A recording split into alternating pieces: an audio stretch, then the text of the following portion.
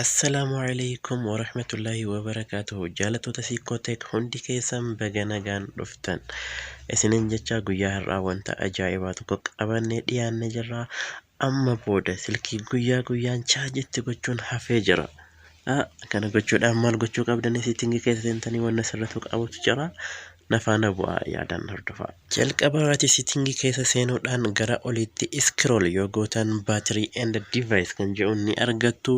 Eegasii ammatu battery kan jedhu irratti cuqaastanii ta'ii teessan kan guyyaa guyyaan chaarjiin keessan hagam akka fixaa ture giraafiidhaan sinii kahaa akkuma amma arguu jirtan kanatti jechuudha. Kan guyyaa har'aa kan giraafiin akkana jira.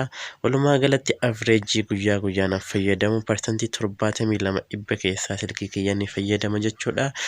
Kan har'aa akkuma jiru kanatti kan urga chaarjii go'ee hagana fayyadamee jira. Chaarjiin bu'ee xiqqoma gadi giraafiin isaa xiqqoosii gadi je'ee kan guyyaa darbanii mee haa ilaallu.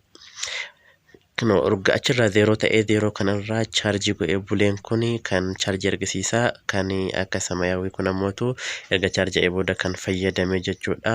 Guyyaa sanitti iskiriiniin kiyya kan banaaf ture sa'aatii 9 fi daqiiqaa 7 kan ture jechuudha. Wantoonni fayyadamaa ture akkuma argitan imoon parsantii 22 guyyaatti aanu ammoo guyyaa keessatti sa'aatii 24 keessatti yeroo sadii chaarjii sakka'ee silkii kiyyaa kana bakka bulee argitan kana akkuma argitanitti giraafiin kun kan guyyaa sa'aatii 24 yookiin guyyaa tokko kan nu garsiisu. Amma ammoo kan kana argitan guyyaa tokkotti al tokko sakka'ee jira. Kuni giraafii guyyaatti silkii kan koo hagam akka fayyadamu kan mul'isudha. Kanaafuu guyyaadhaan chaarjii sakka'uu dhiisuudhaaf jalqabatti siitingii nu sirreessuu qabnu more baatirii kan jiru seennee addaaptii baatirii kan jiru kana yeroo hundaa banaa gochuu qabna. Isa kana banaa yommuu goone silkiin kenna baatirii nuuf qusataa jechuudha. Inni biroo immootu yeroo hedduu waayifaa fayyadamneetiin yommuu deemnu waayifaan keenya osoo hin cufamin akka tasaa daganneetiin dhiisuu dandeenya. Yeroo kana waayifaan bakka deemnu hundatti iskaan gochuudhaan baay'ee nu jalaa fixuu danda'a. Isa kana dhiibuudhaaf konnekshinii keessa seennee iddoo waayifaa kan jiru san laallee irratti cuqaasnaanii waayifaa irratti erga cuqaasnee booda ammootu tuqaas 3 gara olii harka mirgaarraan jirtu jira. Isa irratti cuqaasnee advaansed kan jiru keessa yoo seenne akkanatti siitingiin ofu jira. Isa kana iskaan waayifaa automaatikaalii kan jiru kana yoo ibsine isa san yoo ibsine yeroo hedduu ofii isaatii yoo bakka waayifaa nuti duraan fayyadamnu sanitti deemne ofii isaatii nu bana. Yoo nuti ammootu achi biraa deemne ammootu ofii isaatii cufaa jechuudha. Inni biroo ammootu developer optionii keessa seentaniitiin warri developer optionii hin qabne ammootu building number irratti si'a 7 cuqaasuudhaan isinii banamaa. Eegasii gara duubaa deebitanii argattaniini. Eegasii developer optionii keessa seentanii gara oliitti scroll yoo gootan wifi throttling kan jedhu jira. Isan argattaniini.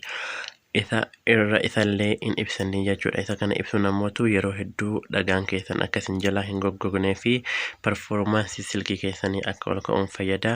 Maaliif inni kun ammootu waayifaa fayyadamtan quality video quality qabu akka laaltanii fi akkasumas dhagaan keessan akka hin dadhabne yookiin hin duune kan gargaaru ta'a jechuudha. Isa san ibsuu hin dagatina. Inni biraa display keessatti seentanii display keessatti adaptive brightness kan jiru kana yeroo hunduu banaa gochuu qabdanii. Maaliif jechuun gisa guyyaa ifa keessatti ifa dabaltanii yoo dhiistan gisa dukkanaallee akkasumatti ifa waan dabalame wanni jedhuuf isin jalaa chaarjii keessan fixuu danda'a jechuudha. Itti aansee immootu accidental touch protection kan jiru jira. Isarratti isallee cuqaastaniitiin banaa gochuu qabdanii. Yeroo hedduu inni maaliif fayyada? Silkii keessan kiisii keessatti qabattanii yommuu deemtan akka tasaa ofii isaatii baname isin jala tuttuqamuu danda'a. Warri boorsaa keessatti qabatanillee akkasuma ofii isaatii baname akka hin tuttuqamneef fayyada jechuudha. Isa kana bantanii jennaaniin bakka dukkanaa keessatti silkiin keessan ofii isaatii baname isin jala hin tuttuqamu. Kanaaf fayyada jechuudha. Inni biraa silkii keessan dark mode irra gaachuun yookiin black mode kan jiru san irratti gochuun silkii keessan chaarjii baay'ee yeroo hedduuf akka tursiisu kan gargaarudha. silkiin keessan hundi isaa wanti androidii ta'ee ampuulota xixiqqoo maayikiroo xixiqqoo akka malee ija namaatiin mul'atuu hin dandeenye fayyadamuudhaan ifaa yookiin mallattoo fakkii wayii kan nama agarsiisu.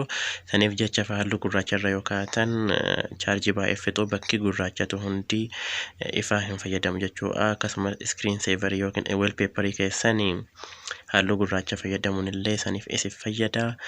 Baay'ee nagaan turaa sabiskiraayib godhaa.